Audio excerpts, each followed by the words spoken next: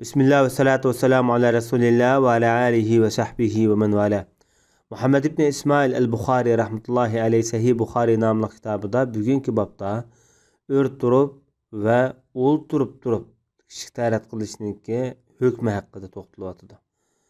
Hem Peygamber Aleyhisselatü Vesselam özünki hayatıda sahabalarga xilma-xil edep ahlaklarını qaldırmay öğütüp ötkende necasetten qanday saqlanish, masalan, yiroqqa berib u birini da ko'rinmaydigan tarafda masalan tarat qilish. Uningdan boshqa Payg'ambar sollallohu alayhi vasallam ishlatgan masalan tozliq buyumlaridan tortib, qanday ishlatishdan tortib hamma mazmunni Payg'ambar sollallohu alayhi vasallam aytdi. Inchiklik bilan adab qoidalarni sahobalarga o'rgatgan. Chunki arablar ayni vaqtida bundaq ishlarga bek ko'ngil bo'lib bulanmaydi bo'lib. Tozliq ishlarida aytdi tuvan ayni vaqtdagi arablar. Shunga Payg'ambar sollallohu alayhi vasallam bu jihatda bularni bakrak ko'ngil bo'lishga, yetakchilik qilishga, bularni bir ulug' bo'lishga undigan. Demismi ham hammamizning ulgusi bo'lgan bo'larkan. Biz hadisning o'ziga ham kirib ketaylik. Shu vaqtda biz babniki aniq konkret mazmunini texmi biz inchki bilalaymiz. Bu 224-numurli hadisda İmam Buxoriy rahmetullahi alayhi bizga Adem hadisi so'zlab bergan edi deydi. Bu kishi İmam Buxoriyning ustozlaridan Adem ibn Abi Iyas boshda o'tgan shanjilik raviylardan. Bu kishi deydi bizga Shu'ba hadisi so'zlab bergan edi deydi. Shu'ba ibn Hajjaj. Bu kishi deydi A'mashdan Sulaymon ibn Mihran degan kishi shu A'mash degan laqami. Bu kishi Abi Vail degan büyük tabi'in, Shaqiq al-Kufi nomi bilan mashhur. Bu zat Huzayfatul Yamani, eng büyük sahabe. Peygamber sallallohu alayhi vasallamning bütün sirlarini biladigan sahibul sir, sahibul esrar nomli sahabe bu. Bu kishi deydi Peygamber aleyhissalatu vesselam bir türlük odamlarning axlatxonasiga, ya'ni ko'ni binasini tashlaydigan bir yerga kelib, shu yerda o'rturiblam sidida kichik tarat qildi. Ondan suv eklanlab suv ekkagandan keyin men suvni ekkaldim, shu yerda tarat olgan edi deb shunaq deydi. Bu hadisga 5 raviyniki tarjimasi boshda burun hadislarda o'tgan.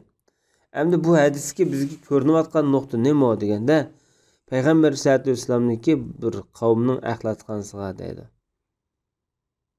Nemishqa Payg'ambar sollallohu alayhi vasallam bu hadisga ko'ringan bo'yicha asli jiroq yerga berib tarat sundirish Payg'ambarimizning odati va adab axloqi qoida yo'sun edi.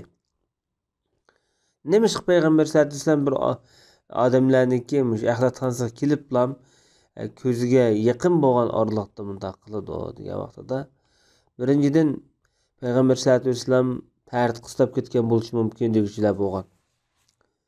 Yana birisi chunki Payg'ambar sollallohu alayhi vasallam shu oraliqda masjiddagi kishilarga yoki shu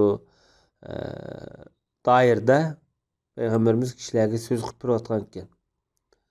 Shu oraliqda tarat qistab ketib, kichik tarat qilganda shunglashqa mana bak jiroq berib bo'lmagan deb buni bunday tushundirgan. Yani birisi Peygamber Aleyhisselam bu vaqtda musulmonlarniki ishlari bilan mashg'ul edi. Shunglashqa bak yiroqlab ketsa, bu yerdagi ko'zlagan nishonga yetkilolmaydi. Shunglashqa Peygamber sallallohu alayhi vasallam shu yaqinlam oraliqda kichik tarat qilgan deb bu nomi degan. Endi bu hadisda o'rtirib siganligi ta'kidlanadi, ammo ko'pincha hadislarda Payg'ambar sollallohu alayhi vasallam o'tirib turib siganligi ta'kidlangan. Hatta Aisha radhiyallohu anha Payg'ambar alayhissalatu vassalam o'ri turib siypaqmagan degan mazmunda hadis rivoyat qilgan. Bu Payg'ambar sollallohu alayhi vasallamniki uydagi holati.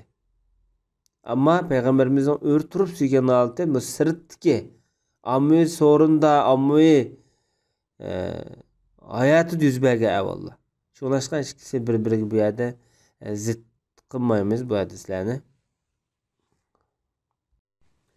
Demak Payg'ambar sollallohu alayhi vasallamniki bu yerda o'rturish siyib örtürüp süyiş meselesi Qazi İyaz'danki deyişçe Peygamberimiz Müslümanların işleriyle meşgul bulup meclis uzurap ketip süydiki kıstıgan şunun da Peygamberimiz özünki adet boyunca belki yiraqqa berip tayrat kılanmagan şu ahlatxanaga keliplam örtüp suygan degan.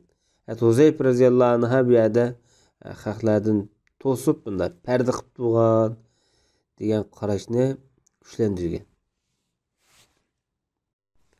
Undaq bo'lgan vaqtida xili qiyin sharoitdimi, masalan, suydekni qistash, yig'ib saqlab olish toza yaxshi emas degan mazmun kelib chiqdi bundan hamda. Yana birisi Payg'ambar sollallohu alayhi vasallamningki o'rtirib suyganligi. Ya'ni o'rtirib suysangmi bo'ladi demoqchi. Shuningdek ulamolar o'rtirib suyish ba'zanlar makruh degan. Ba'zanlar mubah kerak yo'q degan. Ammo Rasulullohning ko'p hayotida o'ltirib turib suygan. Endi miyadagi o'rtirib suyishninki hukmi nima sababi? Balkim bu ya yumshoqdi, sudek chachirab ketadi, yoki u axlat shundan bir Rasululloh saqlanish uchunmishda o'rtirib suygan deydi.